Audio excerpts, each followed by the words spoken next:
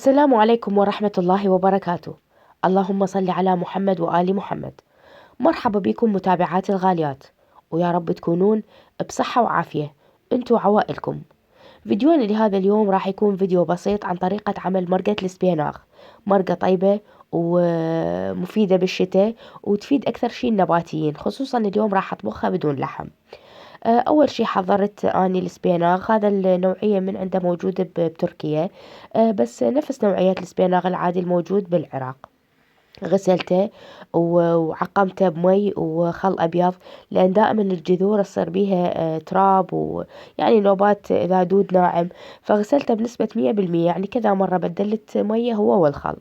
حضرت عندي شبنت. الكزبرة الخضراء هنا أنا ما موجودة دائما، فأستعمل مكانها الكزبرة الناشفة. عندي بصل وثوم. وعندي البهارات، عندي فلفل أسود وكركم. وهاي الكزبرة الناشفة اللي أحكي لكم عليها، دائما أنا أطحنها بيدي، يعني ما أجيبها مطحونة. وعندنا معجون الطماطة. بهالأثناء أنا مخلية على النار لوبيا وحمص دا ينسلقن. تنظيفه كلش سهل. بس نقطع هذا الجذر الوردي، حتى لا يصير قوي بالطبخ ويخرب لنا شكل الطبخة. طبعا طعمه كلش طيب. مفيد بفيتامينات كلش هواية، خصوصا للأطفال اللي مو دائما يعني ياكلون الخضروات.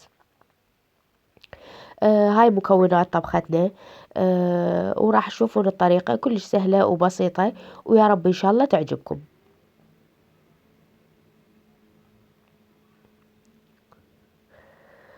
طبعا بديت اني اثرم بالسبيناغ، هو والشبت.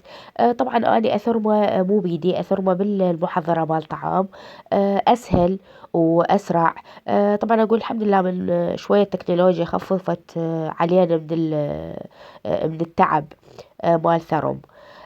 عندي الحمص واللوبيا مستوي بشكل يعني بنسبة 95% مثل ما نقول. حتى أخليهن قريب ما تستوي الطبخة. كملت ثرب السبيناغ هنا. بديت أحبس بصل بالجدر لحد ما يصير أشقر. وأضيف عليه السبيناغ المثروم هو والثوم والبصل والشبت. طبعا اعذروني صوتي ما دا اقدر احكي، لان منشولة نشلة قوية. هاي دائما بداية كل موسم احنا نعاني نفس المعاناة. اظل شوية احبس بالخضرة اللي هي اني ثاروتها. نضيف الفلفل الاسود، ونضيف الكركم. ما نريد بهارات هواية وتغير طعم الطبخة مالتنا. طبعا الكزبرة الناشفة راح تعطي نفس المفعول، لأن أنا مخلية ثوم ويا السبيناغ، فيتفاعل ويعطي ريحة كلش طيبة. جربوها وما راح تخسرون.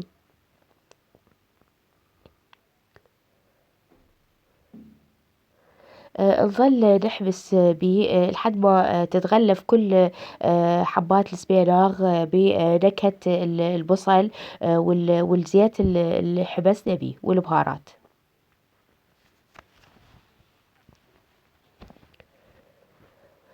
أنا أشوف بين فترة وفترة واحد لازم يجيب السبيناغ، خصوصا هو موسمه كلش صغير بس فترة الشتاء. واللي يحب يفرزه عادي. نضيف هنا عندنا مي شوية للسبيناغ، حتى يبدي هنا يذب الخضار ويذب الفيتامينات مالته.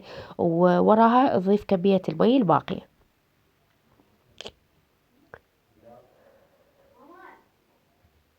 بطول اني بعد السبيناغ اخضر، اظل اخلط بيه واضيف له كمية مي ثانية، وارجع اغطي الجذر. هاي كمية المي تعادل، والله اني بالنسبة جايبة كيلو سبيناغ، خليت له 4 كاسات من هاي الكبيرة مال مي. طبعا ما احكي لكم عن الريحة كلش طيبة. هنا أنا ابدي اضيف المعجون. اكو ناس يحبوها اخضر سادة، واكو ناس تحبها على حمار. انا احب اضيف لها حمار خفيف من المعجون. ومرقة السبيناغ ما يصير لها أي حموضة، يعني ما يصير نخلي لبن دوزي وليمون، لا بالعكس. المعجون هو واحدة كافية راح يضيف لها حموضة كلش خفيفة، لأن احنا نريد نكهة الخضار تكون مميزة.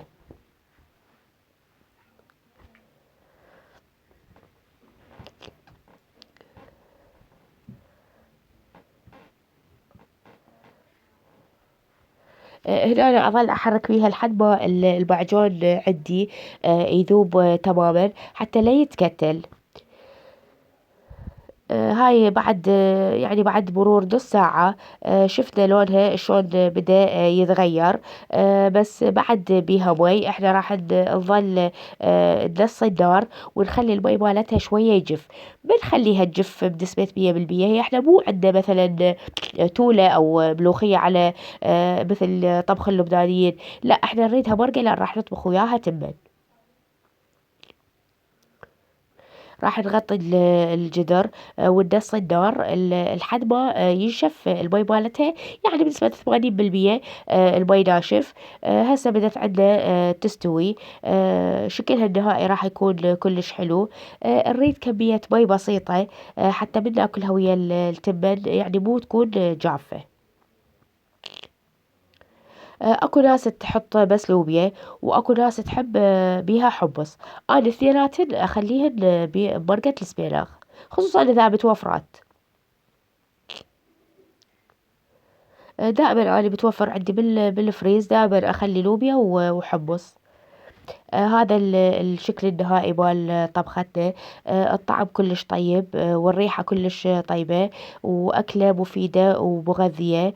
ويا رب إن شاء الله طبختي تعجبكم وتستفادون من يمها.